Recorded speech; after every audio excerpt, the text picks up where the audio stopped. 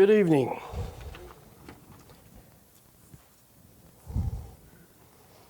Tonight's lesson is going to be on a false doctrine, a type of false doctrine that has been around for quite some time in church history. And it is the idea of being born in sin, being born in sin. And so that's what I want to talk about tonight. What does this idea of being born in sin include? And what do people mean when they use that phrase, that we are born in sin? Well, as far as the history goes, it goes all the way back to Augustine, who lived from 354 to 430 AD. And he was the first person to teach on record the full doctrine of what has become called original sin. Now, what is original sin? What did original sin teach? Well, it taught that Adam sinned, and in that sense, it was the original sin, meaning the sin, the act that originated sin into the world, the first sin. And so in that sense, it was the original sin, and in that sense, original sin is true. But they went on to say, Adam's sin uniquely was passed down to all his descendants from then on. And so God held not only Adam, but he held all humans who live after Adam as guilty of his own sin, Adam's sin. And so that doctrine developed very quickly in early Christianity. And so by the 4th century, it seems to be something that almost all Christians believed, at least to some extent. And Augustine was the one who popularized that doctrine, as far as we can tell. Now, the Roman Catholic Church has been teaching that ever since. The Eastern Orthodox Church has been teaching that ever since. And most Protestant groups have been teaching that since they starting in the 1500s and going from there. Now, the Catholics taught, yes, when you are born or conceived, God holds you guilty of Adam's sin, but the way you get forgiven of Adam's sin is by being baptized when you're a baby. And by baptism, they might mean sprinkle some water on you by a priest. And then God forgives the baby of Adam's sin. And so now if he gets any sin, it's totally his fault from there on. And so that's one reason why Catholics hold infant baptism in such high regard, because for them, they think that it's a matter of life or death for the baby and for the child. But as you can see, that infant baptism was based on the view of original sin or inherited guilt from Adam. If there was no doctrine or belief in inherited guilt, then the origins of infant baptism in the Catholic Church would make absolutely no sense. There would be no purpose for it.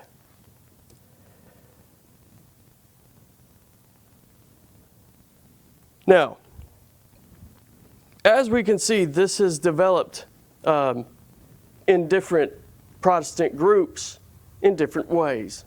For example, the Presbyterian branch of churches, usually Presbyterian, sometime Baptist, hold a more Calvinistic understanding of original sin. The Calvinistic understanding of original sin is not only that we inherit Adam's guilt and we inherit Adam's sin, but also by inheriting Adam's sin, we are stripped of our ability to respond to the gospel. And we are stripped of our ability to say yes to God's grace. And so the Calvinist will go beyond the Catholic in that regard and say, well, sin, the inherited sin is so corrupting that now you, as you grow up and you're born, you grow up, you have no ability whatsoever to accept God's grace. The only way you can accept God's grace is if God does something special to you with the Holy Spirit that He does not do to everyone else. And that's based on the doctrine of predestination and election. And so as you can see, all these doctrines that have developed through the church history are connected logically. Inherited sin helped lead to infant baptism. Infant baptism helped lead to other doctrines, because once you build doctrine upon doctrine upon doctrine, you've got to explain how those are linked and why that's necessary, and so on and so forth. Well, nowadays, in the modern time, we still have the Catholic doctrine around, and we still have the Calvinistic doctrines around, and we also have a bunch of other different styles around of this idea of being born in sin. Now, what's interesting as of late, as far as history goes, is that there has been more and more people in the Protestant world who are willing to get away from the idea that people are born in sin. And sometimes they go so far to the opposite extreme that they say we are born totally good, and the only thing that happens as far as why we turn into sin is because of society's influence on us. And if it was not for society, then humans would be perfect. And that kind of originated from Jean-Jacques Rousseau in the 1700s and a bunch of other French philosophers, and that is usually called Romanticism as far as the belief goes. This Romanticism, the belief in the inherent goodness of man, has really infiltrated a lot of American society today, American culture today. And you see it even with such things as the transgender movement. They were born this way. If you were born this way, it's good. And so you see how the doctrine of original sin, as far as you're born in sin, has kind of flipped and gone the opposite way. Well, now whatever instincts you're born with, or at least you develop really, really quickly in your life, it's good because people are inherently good. And so you can see how you can go both ways with this as far as the extremes go. And so we have to be careful. What does the Bible teach about humans and their relationship to sin? And what does it teach about the process between being born and being guilty of sin? What does it teach about sin? What is sin? Because if you can better define sin, then you can know whether or not someone is capable of being guilty of that action, whether it's an action or not. And so there's a whole bunch of questions that come in together into one lump like that. Well, tonight's lesson, I want to focus just on the question, are people born guilty of sin, specifically Adam's sin? Are people born guilty of Adam's sin? Now, the primary passage that is used to teach the affirmative to that question is, probably many of you know it, Psalm 51. So turn over to Psalm 51.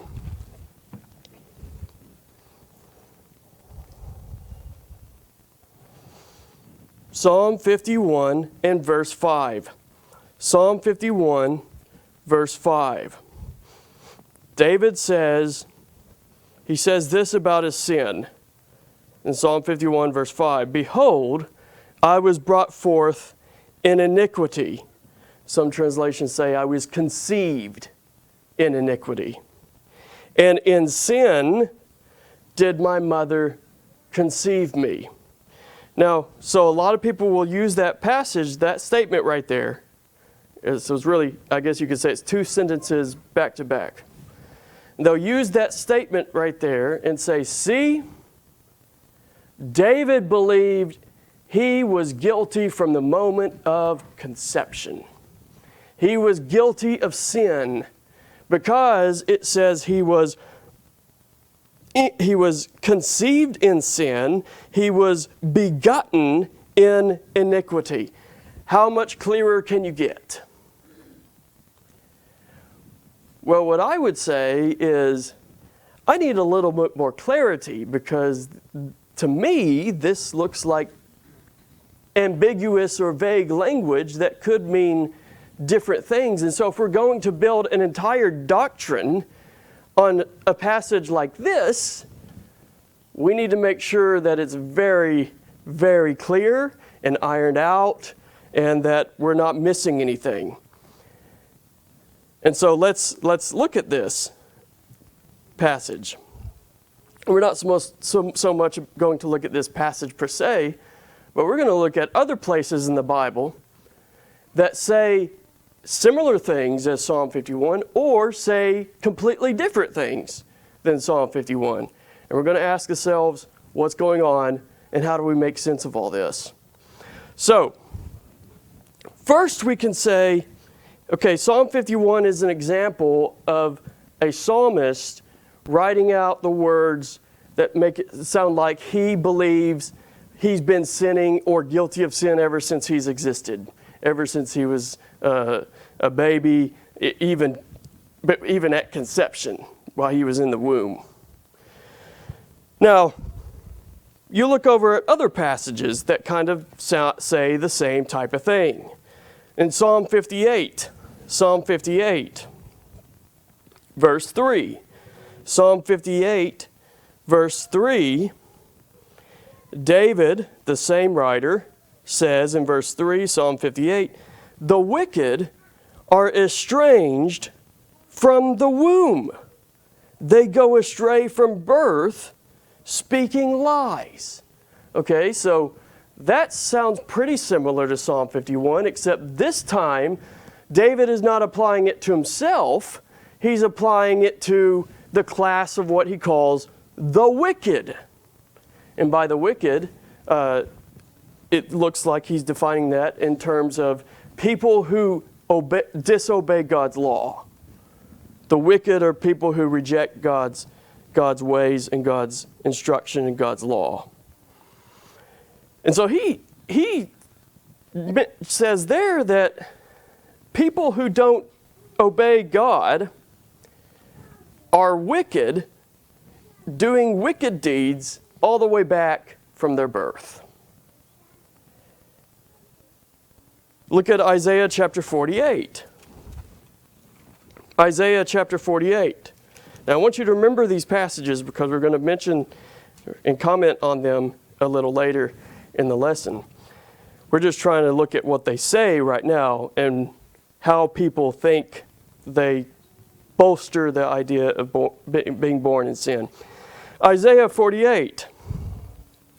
Isaiah 48, in verse 8, God is speaking about Judah and how rebellious she is, the nation.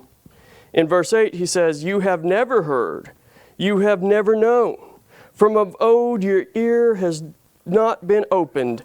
For I know that you would surely deal treacherously, and that before birth you were called a rebel."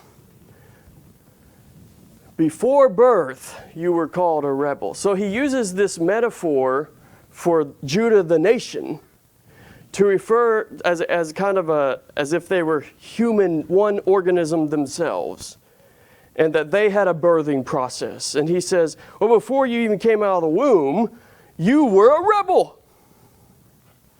And he's using that to expose their sin and their really stubborn ways and stubborn-headed attitude toward God.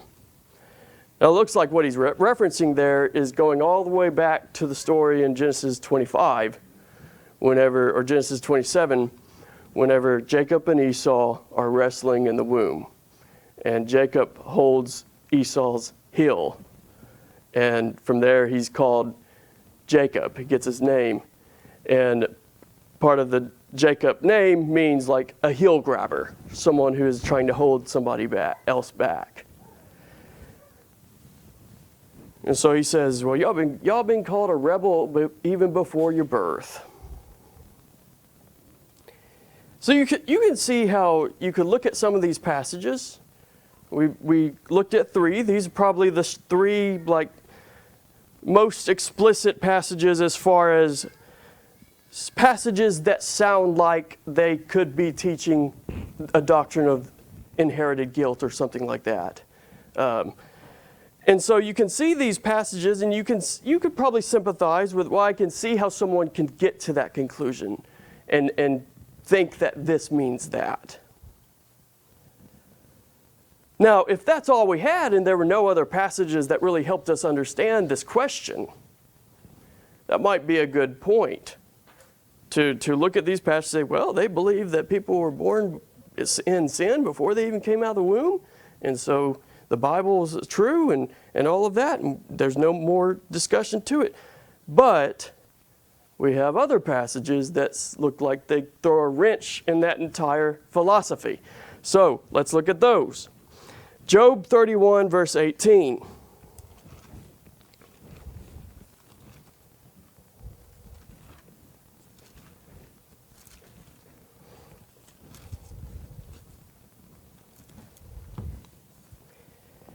Job 31, verse 18. In this section, Job is going through kind of his life story, and he is giving evidence that he is a righteous person. He has lived righteously. He has lived, even in his behavior, it proves the testimony of his words that he is a righteous person. He's always been known as a righteous person. So he's kind of giving a defense for, and a response to his friends who keep saying, well, maybe you have some kind of secret sin or something that's going on, God's punishing you. And Job's like, well, here's my resume through my life. And now tell me where I sinned. That's kind of what Job is doing. Now, for our purposes, look at verse 18. Job 31, verse 18. So he's been talking about how much he's helped the poor and how he's helped the widows in his community. And he's always watched out for orphans in verse 17. Well, verse 18, it says, for from my youth the fatherless grew up with me as with a father, and from my mother's womb I guided the widow. Now notice what it's saying. He's saying, ever since he was born, he has been helping widows. From my mother's womb, I guided the widow. From my youth, the fatherless grew up with me as with a father. Now, similar language as Psalm 58, Isaiah 48, Psalm 51, that say, from the womb, the wicked are estranged and they go about speaking lies. This, here Job is saying, ever since he was born, from his womb, he's been doing good to people.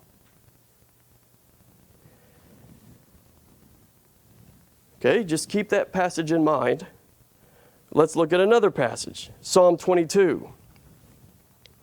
Psalm 22.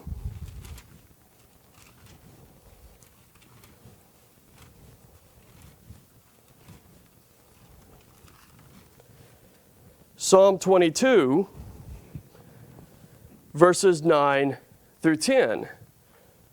Psalm 22, verses 9 through 10. Now in this passage, it's David speaking, and remember what he said in Psalm 51, that he was born in sin, and in iniquity his mother, or in sin his mother conceived him, and he was begotten in sin. Now,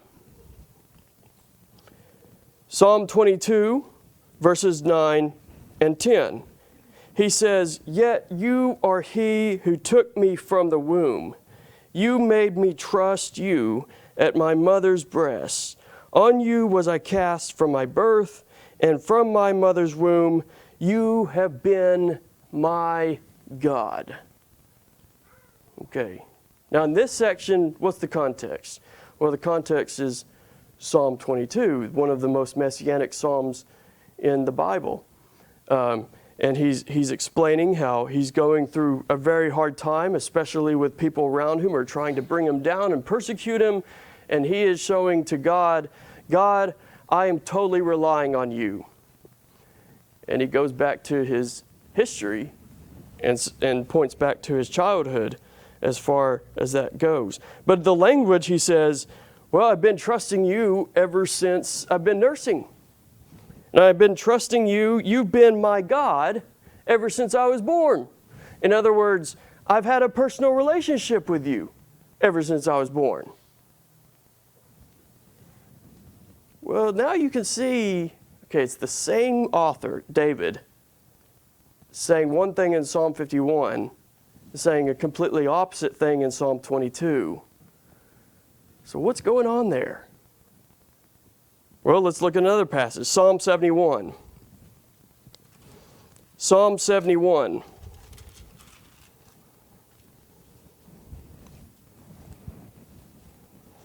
Psalm 71.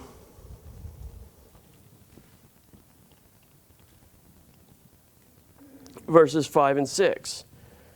Psalm 71, verses 5 and 6. I'm going to start in verse 4 just to get the sentence here, so we can see what's going on.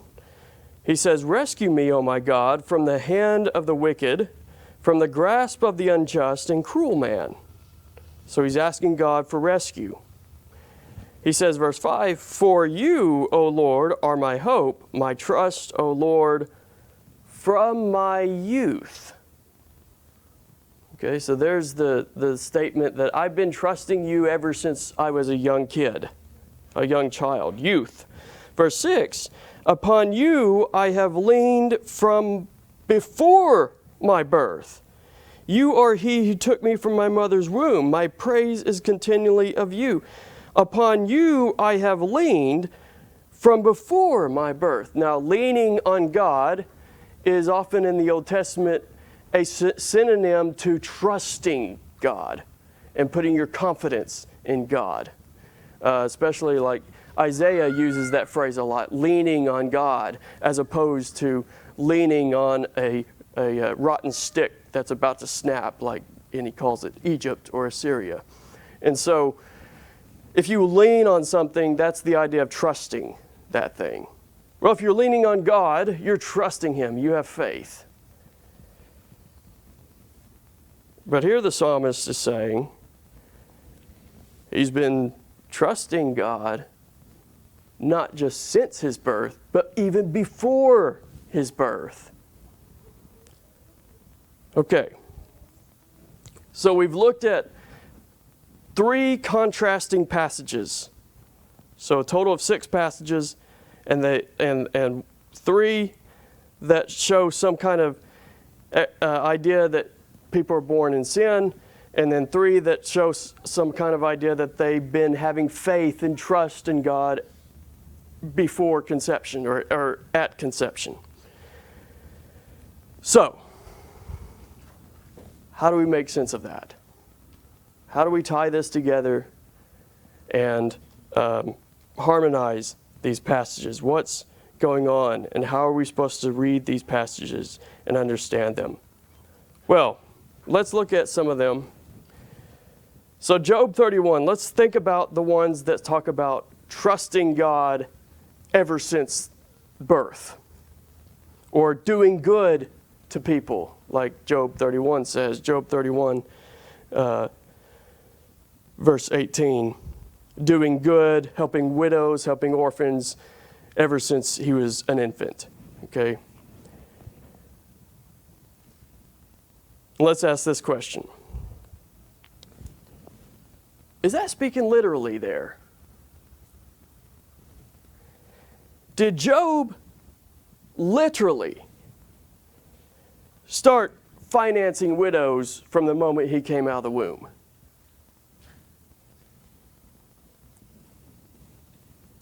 How do we know he didn't? Because most infants I've seen can't make a living. And most infants I know, since they can't make a living, they definitely can't make a choice to give money or give sustenance to someone for help. And so I think it's pretty clear. I think everybody would agree. Job 31, okay, he's not speaking literally in the sense of from the moment of birth I've been doing this, but he is using kind of a hyperbolic language to drive home the point that ever since my memory goes back, I can say I've been helping people. And I've been a charitable person in that regard. That's the point.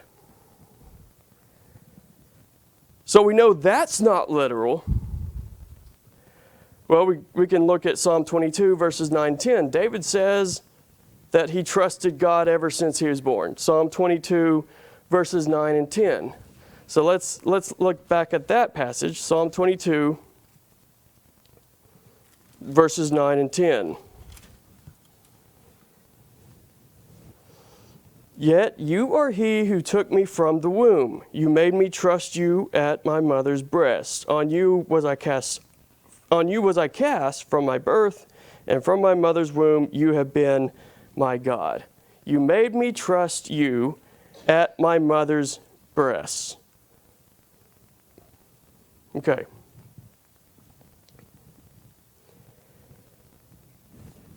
When an infant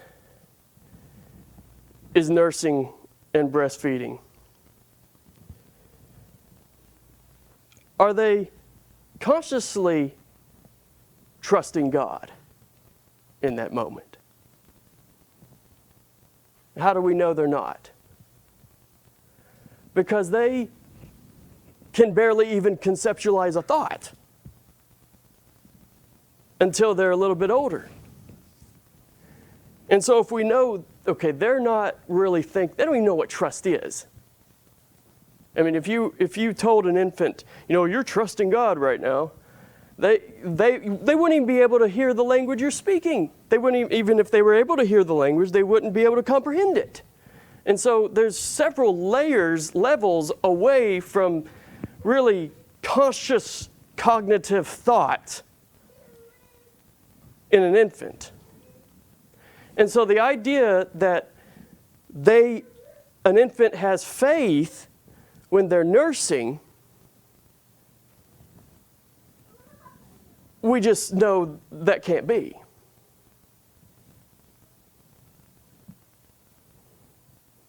Now, there is a sense in which sometimes you trust people without even knowing it, or sometimes we trust things without even being aware that we're trusting that thing.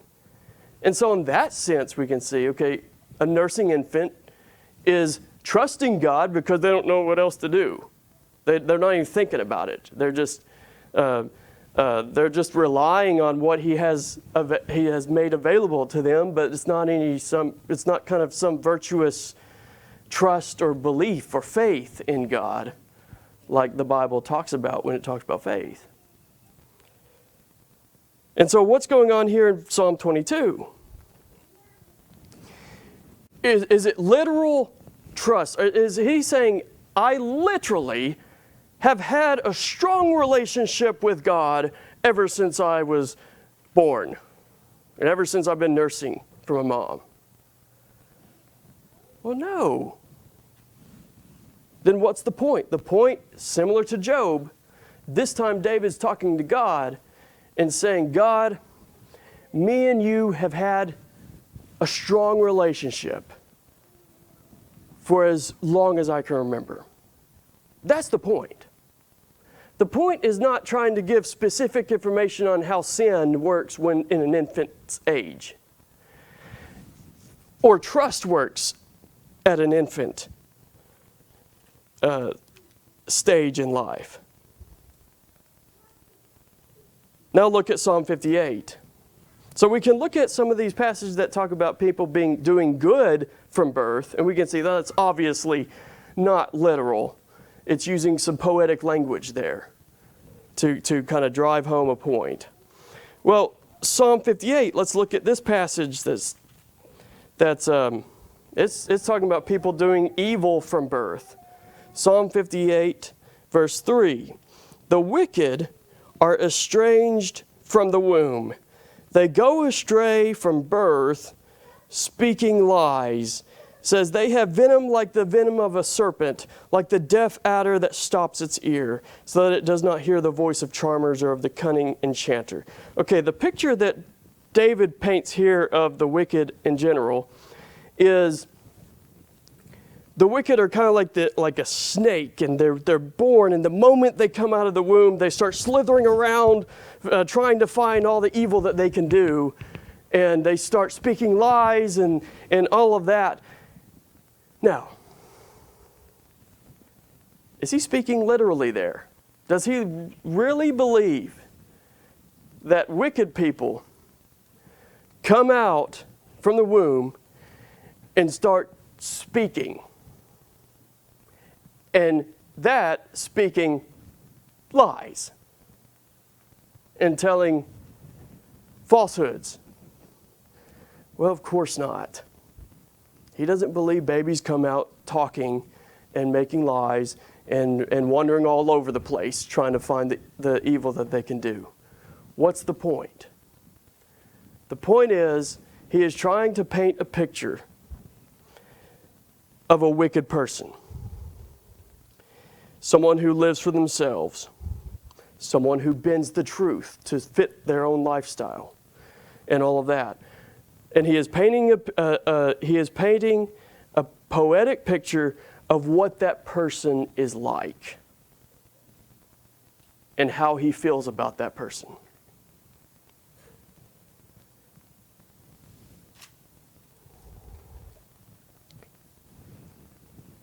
So what can we see from all these passages that we looked at?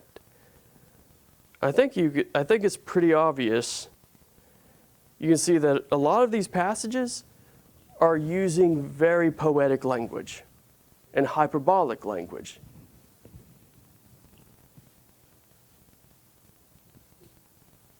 And what people who build a doctrine of original sin and inherited guilt in their conceptualized world, in their ideas, they are building a house on such passages as Psalm 58 and Psalm 51. And it relies on taking the text completely literally without any poetry going on there at all. And once you build that foundation, it's like building a foundation on the sand. You build on the sand, and it moves a lot easier.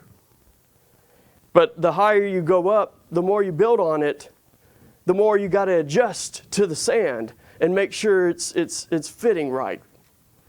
And it becomes a lot harder and harder and harder the farther you go, as opposed to if you were built on solid concrete or solid rock.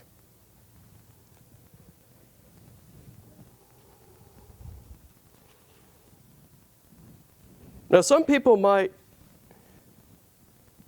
be disturbed by the idea that the Bible doesn't always speak literally.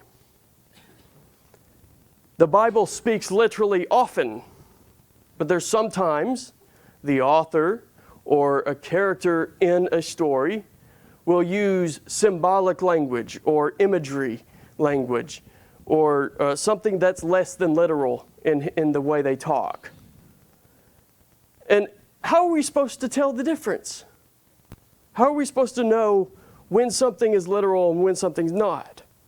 Well, there's not just a clear and fast rule that you can point to in the Bible and show, here's the rule that God gave us.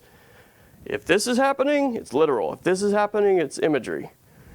We can't do that. So, how do we understand this?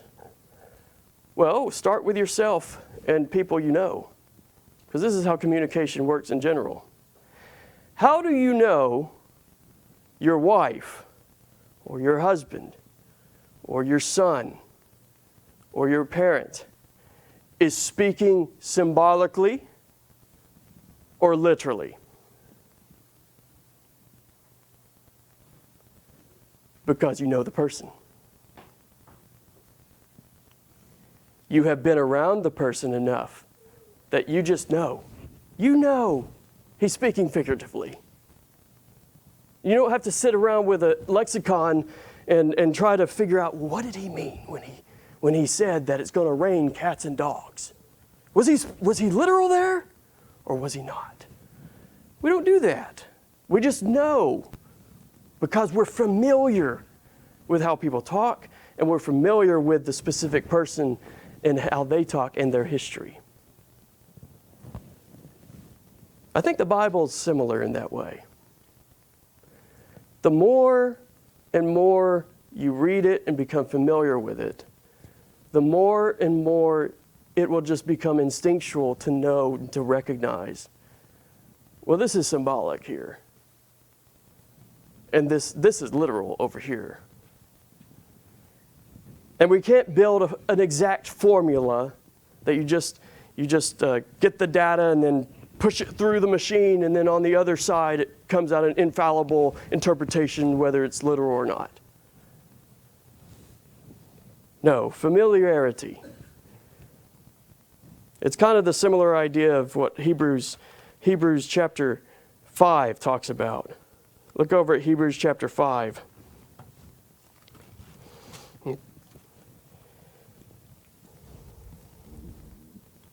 Hebrews chapter 5, verse 11, when it says, "About this we have much to say, and it's hard to explain since you've become dull of hearing. For though by this time you ought to be teachers, you need someone to teach you again the basic principles of the oracles of God. You need milk, not solid food. For everyone who lives on milk is unskilled in the word of righteousness since he's a child. But solid food is for the mature, for those who have their powers of discernment trained by constant practice to distinguish good and evil." What does he say? How do you learn? How do you mature your sense of good and evil? He says constant practice, constant exercise. Something that you've got to be intentional about on a daily basis. And over time, through many days, it's kind of like seeing your kids grow up. You don't sit there and see how much they're growing each individual day or each individual hour. You don't notice they're growing at all. But you look back at pictures 6 months ago or 2 years ago or 5 years ago, and you say, where has the time gone? Right? And you realize just by incremental, microscopic steps of growth each day, it has exponential power. And largely, we don't even notice it. That's kind of the idea here. But solid food is for the mature, for those who have their powers of discernment trained by constant practice to distinguish good from evil. Reading the Bible is a similar thing. The more you read it, the more familiar you become with it, the more you'll recognize when is it speaking literally, when is it speaking symbolic. And sometimes it's pretty clear, like you can point out, like we showed in some of these passages here, there's no way it's speaking literally there, just from knowing what other places in the Bible say and knowing just how life works.